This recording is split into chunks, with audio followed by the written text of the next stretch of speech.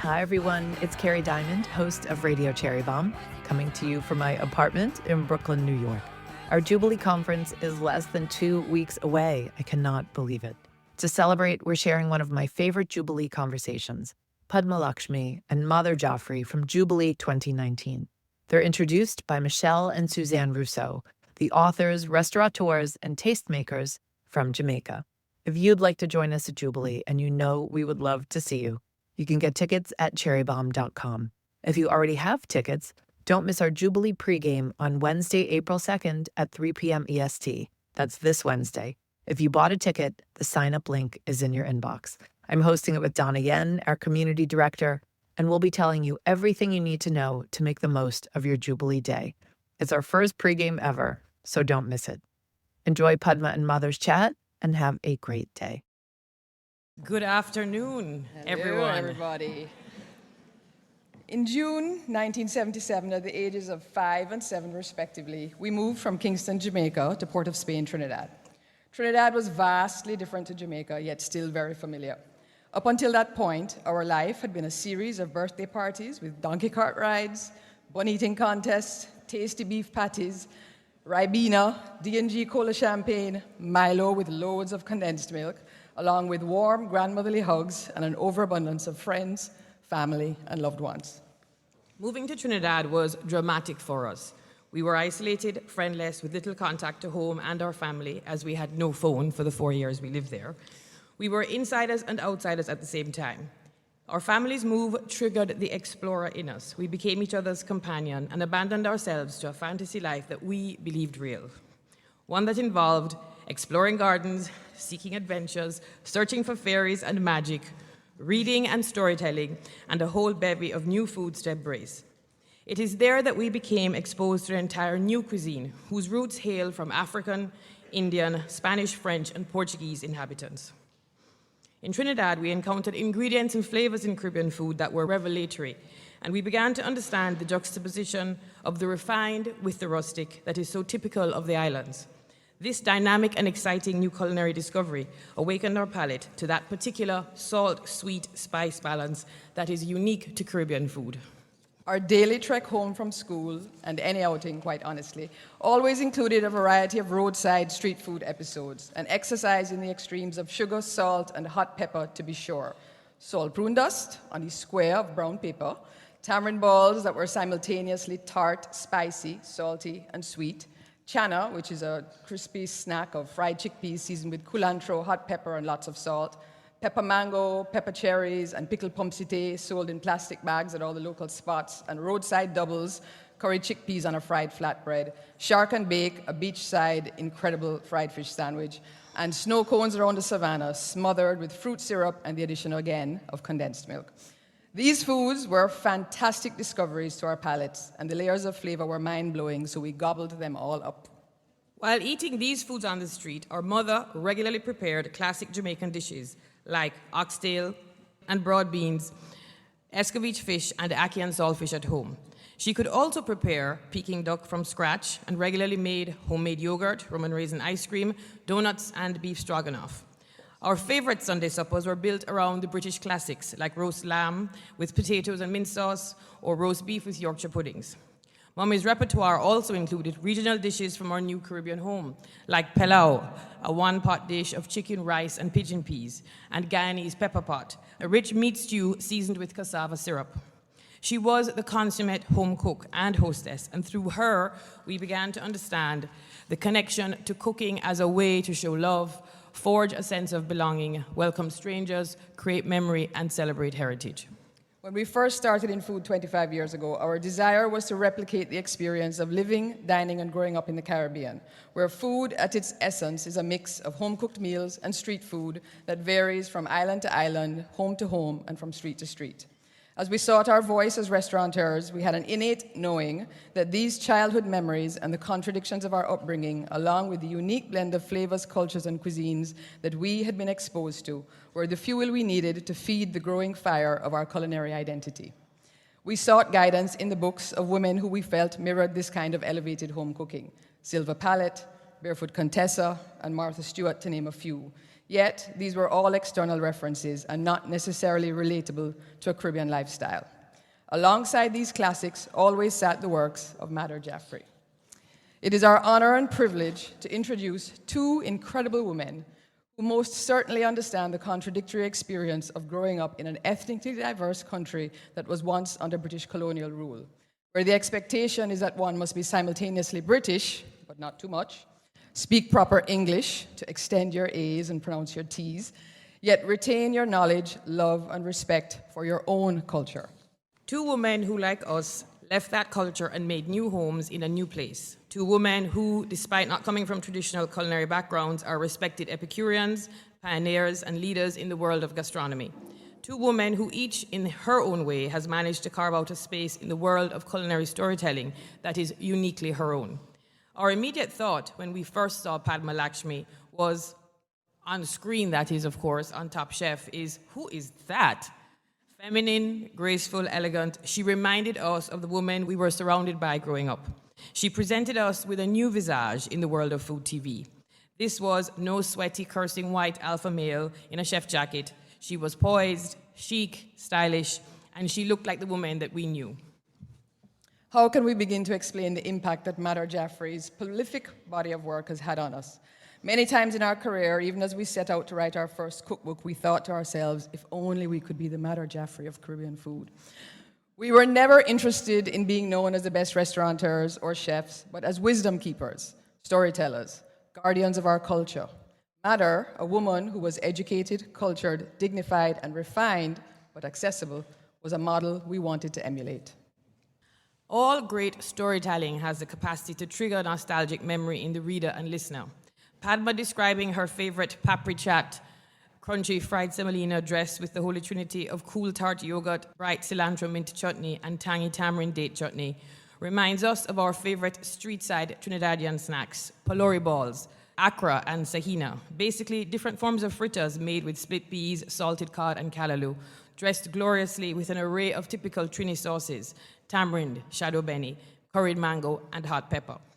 And Madhur's description of her young self climbing and foraging mango trees with her elder siblings and dipping the spoils of their labor in a mixture of salt, pepper, chili, and cumin, while the adults, of course, took afternoon naps, triggers memories of our own lazy childhood summer days, which also included the requisite tree climbing and perpetual search for the perfect, not quite ripe mango to make mango chow, a pickle made with green or turned mangoes cut into thin slivers and marinated with salt, pepper, vinegar, and hot spices, which we devoured out of a big bowl, barefoot and happy, in the backyard. Food has the power to unite us through a web of shared remembrances, experiences, and flavors. By sharing our food stories, we share culture, we encourage diversity, we teach about heritage and community, and we celebrate the legion of female ancestors and wise women who have cooked and cared for so many for so long. It is with profound pleasure that we present Padma Lakshmi and Madhur Jaffrey.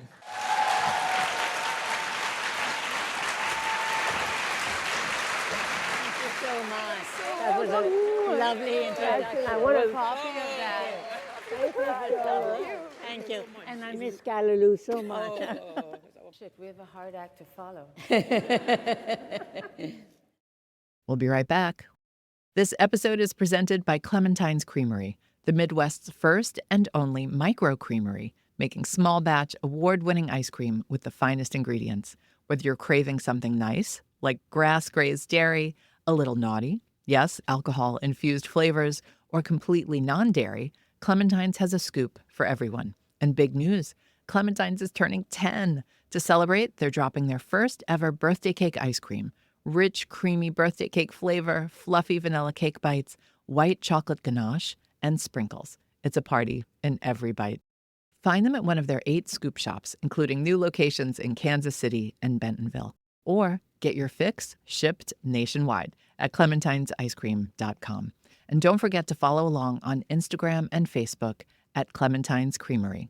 The Clementine's Creamery founders are official Cherry Bombe members. If you'd like to be an official Bombe Squad member, visit cherrybombe.com for all the details and perks, like discounts on Jubilee tickets and invites to our monthly member meetings. A lot of the meetings are focused on building your business, and we have had terrific folks like Carla Lolly Music and Caroline Chambers share the secrets to their success.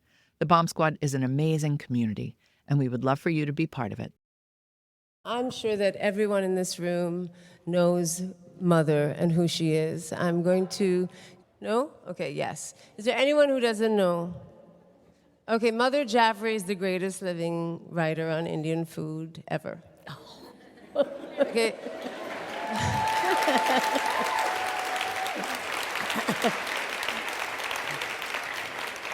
One. She's also the only Indian woman to win a Best Actress award and a Silver Bear, it's called, at Berlin Film Festival. No one has done that, not at Berlin, not at Cannes, and not in Venice. Before her or after her? Two. Mother was one of the first brown women that any of us, whether we were Indian or Trini or Filipino, saw on the cover of a major book in major bookstores, not only in America, but also in England. She is also the first brown person we saw talking about our food on British television during the golden age of BBC programming in the 80s. She did a lot of other stuff. We're going to get to it now, but that gives you like the haiku version. I'm going to start really far back, and I want to move quickly because I want to get to all of your lives. You've had an extraordinary life. I want to know a little bit about the family that you were born into. And I remember reading in your memoir that, you ate with 30 or 40 relatives in a joint family, like most Indians in the last, several decades, in a big house outside of Delhi, right? And you ate most meals with 30 to 40 people constantly. And that this I know as well, that all the women in that family would jostle to try to get the best tidbits from the table for their children. This is like a big joint family with many siblings and sister-in-laws and everything. So I want to know how that fact, I want to hear about your family, but first I want to hear about how that fact shaped you and how you grew, or if it did at all. We lived in this huge family, aunts, uncles, cousins, and there was a hard aspect to it, and there was a wonderful aspect to it. The harder aspect, I think, was for my parents' generation, because they had to deal with each other. They had to keep their little family, their nuclear family intact and somehow part of the bigger family. But for us cousins growing up, we were so many of us little ones, and many of them in the same age group. So I was in the same age group as all boys. There were no girls my age. They were in my sister's generation, my brother's generation, but not in mine. So I had a very different life from most people. I learned how to play cricket. I learned how to fish. I did all the things that a boy does, and wondered why I was a girl. And I never knew, I never understood that girls are different. I thought I was the same as my cousins. I did the same things. I was as good at the same things. And then I began to learn that it's not the same. That boys are like, oh, he's going to inherit his father's property. And so the servants even would talk to the boys differently and talk to the girls as, they're going to go away to some other household. So the boy is the one to be worshipped and treated well because he's going to be in the house forever. So I began to sense that difference, began to resent that difference. And I think that aspect of the Indian family life stayed with me. And then I also saw all these kind of inner fighting going on, especially in my mother's generation, where each mother would try and keep the best thing for her children. And some were very good and generous and didn't do that.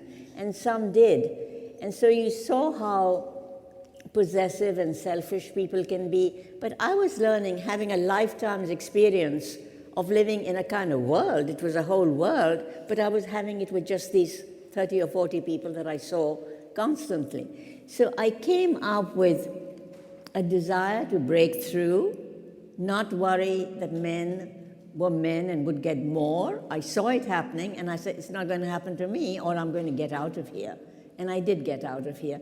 So that was one of the things that prompted me out of India, was this kind of seeing every day that a woman's position is not the same as a man's position. And it did have a very, very important effect on my life. In your early childhood, you were living basically in Delhi, outside of Delhi. In Delhi. In Delhi proper. In Gandhiji's India. What was that like? Because, you were 14 by the time he was killed. So right. Do you remember where you were when you heard Gandhi was absolutely. killed? So what happened was that my father belonged to the Congress Party, which is a party that was fighting for independence against the British. And we would do things like, when we went to a movie, the British national anthem was played, and we would all stand up, and my father, my mother, their 6 children would all walk out. This was what my father's doing. He just taught us to walk out when the God Save the King or God Save the Queen played. So we did that. It was our own form of protest against the British Raj. And then I also learned, because Gandhiji was teaching all of us, don't buy British fabrics, don't buy British anything. Weave your own cloth, make your own thread, weave your own cloth. So I learned how to weave. I've got a little spinning wheel. I think I was 10 years old at that time, and followed Gandhi's instructions, and I wove thread, which was sent then to be made into cloth. And we were all trying to wear Swadeshi, or homemade stuff. Food always comes to my head.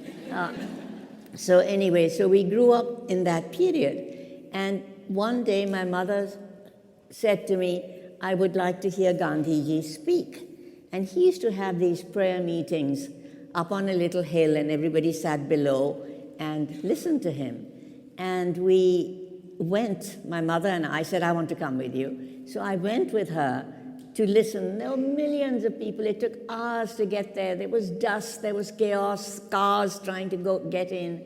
Anyway, we got in just in time. We heard him, and we came back. And just a few days later, within the week, we were listening to Gandhi, because it was also broadcast on the radio. We were listening to Gandhiji speak, and we heard he'd been killed. And it was like everyone was listening on the radio. Everyone, all the people around us, all our neighbors were on the radio. It's like when Kennedy died. Because there's only one channel also. Yes, right, it's not like here where you have so and many. Everybody came out into the street and said, oh my God, what is going to happen? And we thought it was a Muslim that had killed a Hindu. But it turned out it was a very right-wing Hindu that had killed Gandhi, because he tried to say, we are all one, let us all live together. Well, that was not good enough for this very virtuous right-wing Hindu, and he shot him to death. So I remember that awful feeling of running out into the street, everybody looking at each other and saying, his last words were, Hai Ram, oh God. And we were all saying, Hai Ram, oh God, what has happened? What has happened? So I think there were things we shared as Indians, and one of them was British, get out. That was one of the things. And the other was, this is our India. And Gandhi was the great, great leader for us who was shot, and that was really, really hard. You talked about getting out of India, and you went to the UK. You had a scholarship at RADA, at Royal Academy of Dramatic Arts. Can you talk about that experience? Had you been abroad before? No, I was about 20 years old, 19 or 20. I'd done my BA in English because, I had wanted to go to art school. I thought I used to paint as a kid, and I wanted to go to art school, but my family, particularly my elder sister, whom I listened to a lot, said, why would you want to go to art school? You can always do art afterwards, but go get a degree and get a degree in English. In philosophy, right? In English. Only English? English with history and philosophy as minors. And then you'll be able to read and write, and at least you'll have that behind you, and then go to school afterwards. But of course, I went and did my English honors, and I started acting in the amateur theater in Delhi at that time. So then I was full of the theater, and that's all I wanted to do. And I applied for a scholarship to the Royal Academy of Dramatic Art, and I got it. Then went to drama school, and that was, my father just put me on a boat and said, okay, go. And I think the interesting thing was that my father had 6 children. He had 2 perfect boys, 2 perfect good-looking girls, and then me, who was a sort of, he didn't know what I was. And I didn't know what I was. I was ambitious, I wanted things, I got angry. I was unlike any of the others. And so I became my father's wonderful experiment. She can be what she wants to be. And then my younger sister was my younger sister, but I was allowed freedom. And whenever my mother said, for example, I love to suck bones. I still do. So I would I'd be in the dining room, and I'd be eating a bone, and then everyone would have finished, and I would take my bone out into the next room. And my mother would say, no, you can't suck a bone. And my father would say, let her be. She wants to suck the bone. She must need something in it. So I became his sort of glorious little experiment of a free child who was really allowed to do what she wanted, and I thrived. I thrived under that situation. So he said, when I said I wanted to go to RADA, he said, okay, fine, you go. And he took me, put me on a boat, a P&O liner that was going to Southampton, alone. I was alone. And I was fine. I was ready for the world. I was ready to face the future. Anything that came, I was totally, totally ripe for it.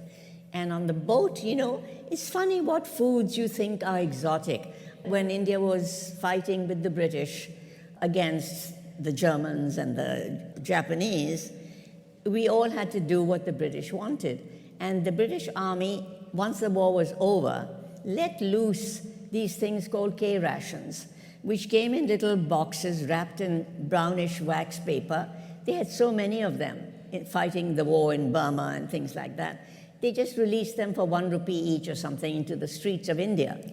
And we would get them and open them like Christmas bags. And inside it was cigarettes. There was fruit cocktail with cherries. There was tinned pineapple. Forget the good pineapple we could get. This was tinned. And it was really different. There were olives, which I'd never had before. There was Spam, wonderful, wonderful Spam that came in little tins that you opened up. So this became the exotic food for us. And it was so amazing and so wonderful. We thought this was the greatest.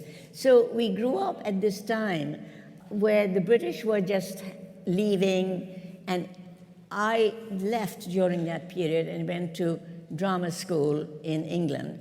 And England was, at that time, we're talking about 1956, 57, something like that. There was smog. There was literally pea green smog in England at that time. And it was just after the war, and the food was terrible, terrible. And RADA had a cafeteria on the 5th floor. So you would climb up the stairs and go up, and then you would get this see-through slice of gray roast beef, mashed sort of potatoes that had been cooked for days, cabbage that was all sad from having been cooked and cooked and cooked.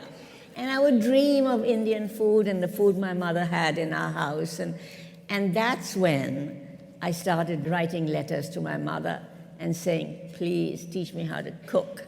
Teach me how to cook cauliflower with potatoes. Teach me how to cook meat with whole spices.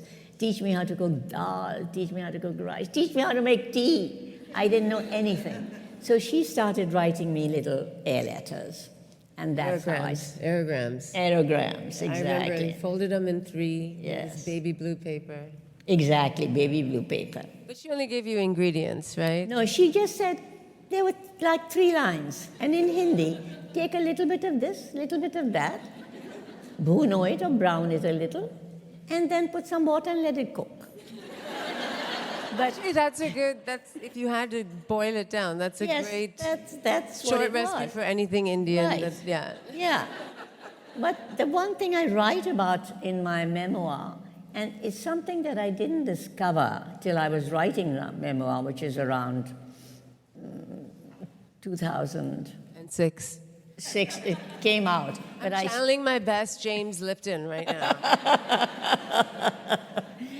It was then that when I was writing it that I began to realize that the senses are very important.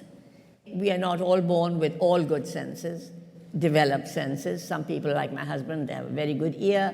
But what does it mean? It means you hear well, but you retain it, and you remember it, and you can compare and contrast and do all these things in your head because you're hearing it so well. So obviously I was born with a good eye, but I was also born with a good palate, and I didn't know this. So everything I had eaten, I remember the taste. It had gone up to my head and was like files in the brain, and I could recall. And even to this day, when I shop and I look at green beans, if they look good, I say, now, shall I make them with mustard seeds and this and this? And I taste it in my mouth, and I said, nah, I don't think I feel like that today. Then I try another set of ingredients, and I taste that, and I said, no, oh, not that. Oh, I think I'll do it with ginger and garlic, and then I'm tasting it. And a lot of people have good palates, and they can taste. But it is one of the senses that is crucial to remembering and retaining and recalling and being able to recreate. And then just 10 years after that, you won the Silver Bear for Shakespeare Wala. Yeah. Okay. So I have a specific question about that. You know, we talked about you being the only one, and I just want to know, you know, often in my own career, I have felt like the odd duck, just because I didn't see people around me who had similar backgrounds or Right. stories or looked like me. Not that you need that to be in, you know, with somebody or be inspired by somebody, but I just want to know, that's happened to me recently, like 10 years ago even. What was that like in 1965? Can you just describe being in Berlin? And I saw a beautiful, fabulous, glamorous picture of you with Edie Sedgwick Yes. at the New York Film Festival, which was divine. But what was that like in Berlin? It must have been surreal. It was so unexpected. Nobody expected me to win, least of all me. And if anybody was going to win, it was going to be Felicity Kendall, who's a British actress, who had the lead part in the film. And everyone was disappointed that I won, except me. And I'm not disappointed. I'm glad you won. All these And I had to kind of hide it because everyone was angry at me that I had won. And I remember James Ivory coming up to me and saying, you go and talk to Felicity, say something to her, apologize to her. I said, okay.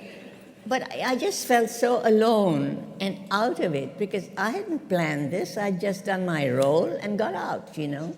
But it just, I don't know. It was an awkward time, and I've had many such awkward times when I'm sort of an unexpected, unprepared winner of something. And it's happened quite by accident and quite by chance.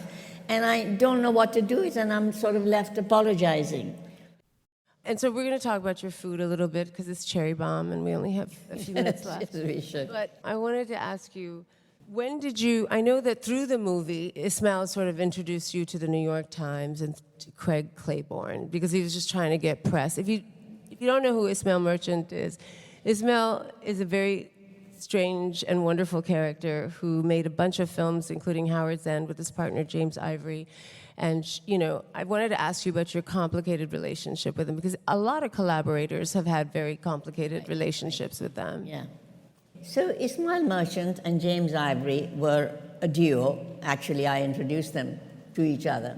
When we were all very young, Ismail was still at NYU doing business, and Jim was a young filmmaker who had come from the West Coast to New York. And I knew him first, and I knew Ismail first. And then we all started talking about Ismail was very ambitious. He had great dreams. He wanted to do films, and he wanted to do theater. He wanted to do everything. And he wanted to be the king of entertainment in America. And of course, he would drag in anyone who was at all involved in the arts into it. And of course, I certainly got pulled very much into it. And he had a way, he had a salesman's talent. He could sell his little finger to you. He could sell his grandmother to you. He had that enormous ability. So he would persuade, he was such a character. He would persuade people like you. He would suddenly come to you and say, I'm making a film in India, and I can't do it without you. And you must come. Oh, you must come to India with me. And we are going next month. So you would rent your house, you would say, okay, we are going, and no, when the month was over, the time came, he wasn't ready to go. And you would say, oh, what should I do with my house? Oh, never mind, we'll go, don't worry. 6 months would pass, and your house would be rented, and you wouldn't have a house. But he had a way of not somehow doing it and you getting away with it each time. So when he did another film, which you should rent and see, it's just a 1-hour film called Autobiography of a Princess. And he said, I'm going to have, there are only 2 characters in this film. It's going to be you and Laurence Olivier. I said, oh my God, this is going to be so wonderful. Laurence Olivier is my God. And then the next day, it wasn't Laurence Olivier, it was John Gielgud. It's going to be John Gielgud. So I said, okay, that's very good. So this would go on, and he gave me the script, but I wouldn't learn the lines because it's not going to happen. It's never going to happen. And one day he said, it's James Mason, and we are doing it next week. And I didn't know my lines, I didn't know anything, and I was suddenly in England with having dinner with James Mason. He knew his lines. I didn't know mine. And it was really sad, but I had read up on him, and obviously he was absolutely wonderful. So it's just basically the 2 of us in this Autobiography of a Princess, and it's quite wonderful. Okay, so now you meet the New York Times, and you meet Judith Jones. Yes. Legendary Judith Jones. Tell me about your relationship with Judith. What it was like to work with her as an editor and as a friend. Well, it happened indirectly that I had met, that article by Craig Claiborne came out in the New York Times. It was like a whole page. And I was approached by a freelance editor who said, we'd love to do a book. I didn't know about editors, freelance or not. So I said, fine. I started writing a book. And then, of course, he fell apart because he was not any real thing. And the book was bought by one publisher, then they dropped it.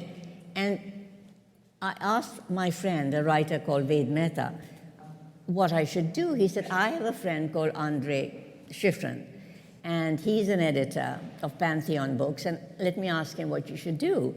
So he said, give it to Judith Jones.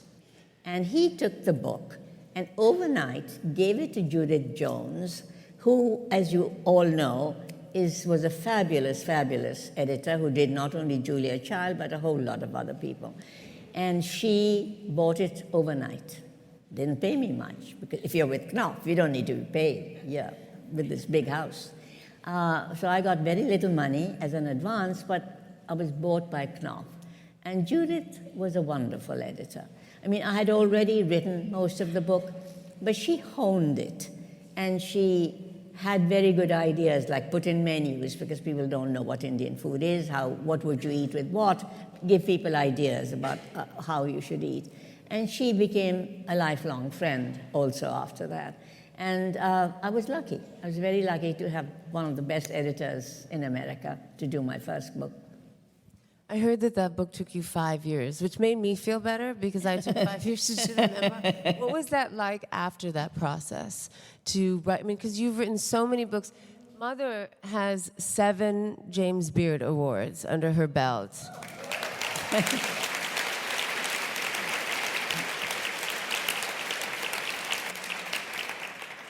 When Judith asked me to the book was fairly done, and she said, how long would you take to finish the book. And I said, oh, 6 months, I don't know, it just won't take long.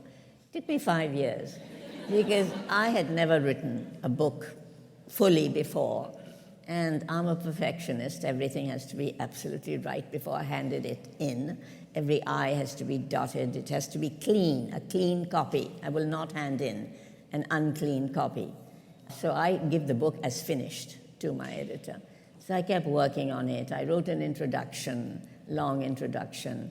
I wrote little introductions for all the recipes. And it took me 5 years before I handed it in. And then after a couple of more books, you did the BBC series. Right. In 1982. By the way, my mother has a copy of that original 1973 book. She's looking very it's a blue sari, right? Yes. Looking very glamorous, kind of lounging with all these Yeah, they always platters said, of Indian wear a food. sari and lounge. Yes. So, You know, typical like every exotic fantasy of like feminine Eastern food Yeah. or whatever. So what is it now when you see all of these young Indian women coming up? I mean, I can't Oh, call myself God. as young anymore, but you know, like all these people who are now following in your footsteps. What's that like? they for are you? my loves, all these young people, like Priya. They are my loves because they are taking over. They're young, they're smart, they're more militant than I ever was. I never said, I'm brown, please look at me. They are saying that. I'm letting them do that. So there are all these young people here in America. And you know Meera Soda in London? She writes for The Guardian. Now she's another one in London. So she is me. She will carry on in the best way possible. So there are all these wonderful people that I look up to, and they will carry this banner forward.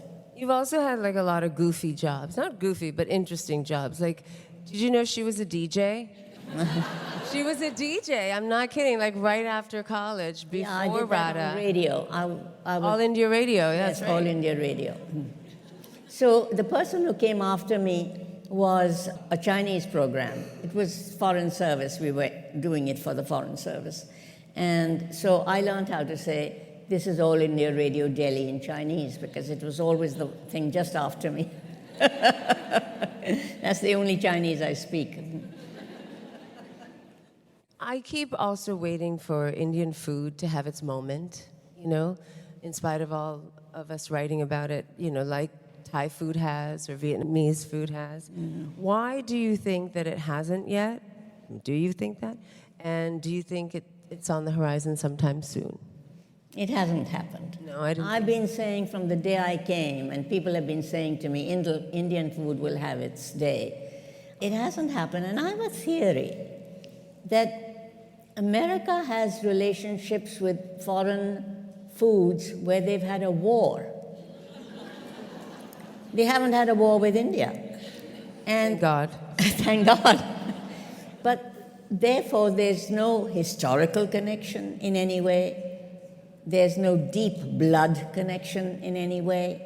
So Indian food has not somehow come into the heart of Americans the way Vietnamese food or Korean food has come into American society in a very basic kind of way. Indian food has never done that. But this next generation is doing a kind of Indian American food, including you. A little bit of that. And I think maybe what will come in will be this kind of mixture. I mean, I think that's because also, you know, when we came here, our parents came here, I came here when I was 4, a lot of these young women were even born here. Yeah. I think when we came here, because there weren't that many of us brown folk around, now it's growing after you know, there are 2 waves of Indian immigration, right? The medical wave in the 70s, and then now the technological wave after 2000. And like over half of the Indians in this country are here after 2000. But for the ones before, who were brought up here as basically, you know, brown American kids, there weren't so many of us. There weren't any, you know, any way of saying, of distinguishing the differences between different Indian ethnicities. Like, you have to understand, Indian food is so regional that food from the south in Tamil Nadu is so different from, in the north, in Delhi or whatever, Gujarat and Bengal and all these places. So when you come to India, you do sort of try to congregate, and when you do, it becomes a pan-Indian diet. And then you think, well, might as well throw in some American dishes that way, because we're used to doing it. I mean, ours also was the generation of women that worked completely full-time, Yeah. I mean, I think you learned to cook after you left India. Right. Because in India, your mother, I'm sure, had servants. Yeah, we had cooks, yeah. Yeah. What do you think is the one thing that most Westerners don't understand about Indian food? Is there one thing? I mean, I'm sure there's many things. I think they just don't understand Indian food. It's so regional. It's like going to Europe. And then you have Spanish food, and you have French food, and you have Italian food. And to somehow put all that under one umbrella, the only thing that we all have in common is that there are spices. And these are arranged in different ways. Sometimes they're roasted, sometimes they're not roasted. Different oils are used in different states. We prefer different oils. There are different fruit in different states. Some states have coconut. Some states, like where I grew up, I didn't grow up with coconut or coconut milk or anything like that, because we were not a coastal state. We were right in the center. I think that understanding all that is perhaps too much to grasp in one fell swoop. I don't know what the reason is, but I think more and more people are traveling. I was just speaking yesterday at an event where the guy who owns Russ and Daughters was also speaking, and he'd just been to India, and he just had this experience of what India really is, and he was dumbfounded by what he had seen. So I think people have to travel to India to see what it really is, and as people travel, but people are doing more and more, they will begin to understand it. Meanwhile, something like Priya's book, Indianish, I think becomes very important, because she is writing for people of her generation who've been brought up in a certain way, and they eat certain things. And it's a mixture of East and West. And I think that will probably catch on before the old real thing ever comes in. Traditional region. Yeah. So in the very short time, we only have a couple minutes left, what is it like now for you to see Sakina act? House of Cards, right? Yeah. I just want to tell you also that first question Sakina made me ask you. Which one? The one about what it was like in the family when you... She planted that. Her daughter, Sakina, is an actress who has been in many things. What's it like now? She's in Timeless. Last thing she was in is Timeless, for those of you who followed it. It makes me very happy that it's so much easier for her. It was so hard.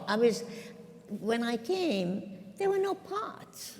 There were just no parts. I could be a Middle Easterner dancing with a camel, There were parts like that. And then I played a lot of terrorist mothers. And they were just nothing. I remember going at that time, you're all too young for this, but Joseph Papp used to run the public theater. And I was sent to him. They said, go talk to Joseph Papp. Because I had come with a lot of honors and whatever in acting. And he said, we'll try and fit you in. And he never fit me in. So people didn't think in terms of anyone of any color doing Shakespeare, doing any kind of decent roles. It's changing now. It's changing barely, Changing barely, but I see people working. I see young men working. I see young women working who are of Indian, Pakistani background, and it gives me a lot of joy to see that. I once went, this is, probably now a decade ago, but I once went to see a casting person at ER. You remember that show, ER? And he said, and I said, if you look at any American hospital, it's like looking at an Indian phone book. So surely there must be a part for me somewhere here. And he was like, well, I think if we do well by the blacks, I think we think we're doing just fine. And I don't think he ever wanted to say something rude, so I don't even think he realized, but I kind of didn't know what the hell to say to him. I was so shocked, like just my mouth hung open. Yeah. And I can't imagine how much worse it was. Yeah. I eventually did get to play doctors. Oh, good. Doctors, psychologists, therapists. I played a therapist to Meryl Streep, which was great. So then I got into the doctor mold, and that was good. Okay, before we leave, I cannot let you go without saying she's got an Instapot book, so buy it. It's out soon, if not already. But the rap video. Can you just tell us about the rap video? Who's seen this rap video? If everybody get their phones out right now. No, I'm serious. I know you have them. Get your phones out. Google Madhur Jaffrey rap video. There's a New York Times piece about it that came out just very recently. So as you leave, or on your next break, just tee it up, because I don't want to take more than our time, and watch this thing. It's just a 3-minute video. Yeah, it's a 3-minute video, but I think you should always rock the silver long wig. And the kajal of Cleopatra. She has like full-on Cleopatra gangster eyeliner on. Anyway, on behalf of all brown women everywhere, but just all women, Madhur, I want to tell you how much you've meant to me personally. Thank you. And just growing up and knowing you all these years and being inspired by you and giving me just even a reinforcement of the idea that I could pursue something of what you've done. Oh, I'm so honored to be here today. Thank you so much. Thanks.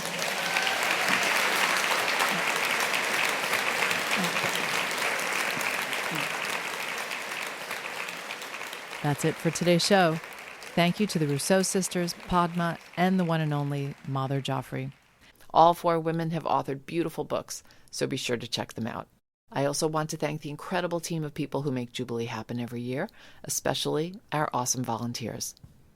Our theme song is by the band Tra La La. Our producers are Catherine Baker and Jenna Sadu, and our editorial coordinator is Sophie Kais. Thanks for listening, everybody. You're the bomb.